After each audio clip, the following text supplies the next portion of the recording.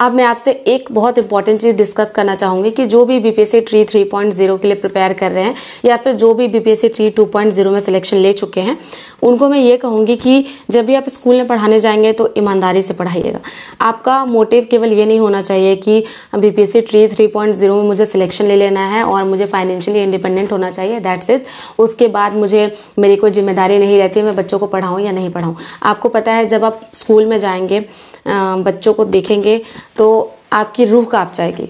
उनकी हालत देखकर आपको इतना बुरा फील होगा। मतलब मैं आपको बता रही हूँ, जब मैं स्कूल गई तो ग्राउंड लेवल पर मुझे समझ में आया कि मतलब ऐसी कंडीशन हो सकती है। बच्चे हैं, मतलब शीतलहरी चल रही है, बट उनके पास चप्पल नहीं है, उनके पास स्वेटर नहीं है, फिर भी वो स्कूल आ रहे हैं। सोचिए अगर कोई बच्चा इतनी तकलीफ सहकर भी स्कूल आता है और वहाँ पर हम बस जाते हैं, स्टार्टिंग में कुछ महीने पढ़ाते हैं और उसके बाद हम भी औरों की तरह बन जाते हैं, उन्हें पढ़ाना छोड़ देते हैं। तो सोचिए कि हम एक बहुत इंडिया के फ्यूचर के साथ खिलवाड़ कर रहे हैं।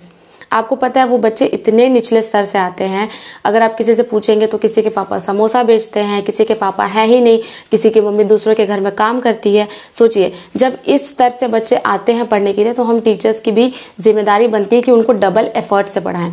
और मुझे लगता है कि बहुत सारे टीचर्स ये चीज़ नहीं समझते हैं और ऐसा बिल्कुल भी नहीं होना चाहिए। क्योंकि आपको पता है अगर हम अपनी लाइफ स्पैन में अगर एक साल में 100 बच्चों को मेंटर करते हैं ना, तो सोचिए 30 साल में हम 3000 बच्चों को मेंटर कर चुके होंगे।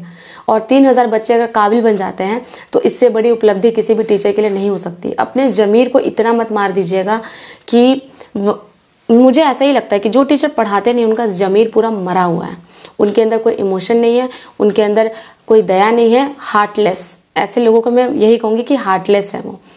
क्योंकि अगर आप उन बच्चों को देखेंगे ना, आप अंदर से रो रहे होंगे। जब मैं फर्स्ट डे गई थी, कुछ लोगों को देखकर मुझे लग रहा था कि भगवान ये क्यों है ऐसे कंडीशन में।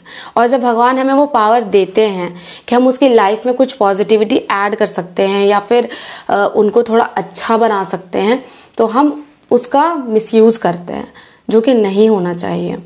तो ये चीज़ एक चीज़ गांठ बांध लीजिएगा कि चाहे आपका सिलेक्शन किसी भी क्लास के लिए हुआ हो 6 to 8 9 10 11 12, आपको सैलरी मिले या ना मिले, आपको पढ़ाना बहुत ज़रूरी है। क्योंकि यही एक सच्चा टीचर होता है जो कि अपने स्टूडेंट्स के इमोशन को फील कर पाता है।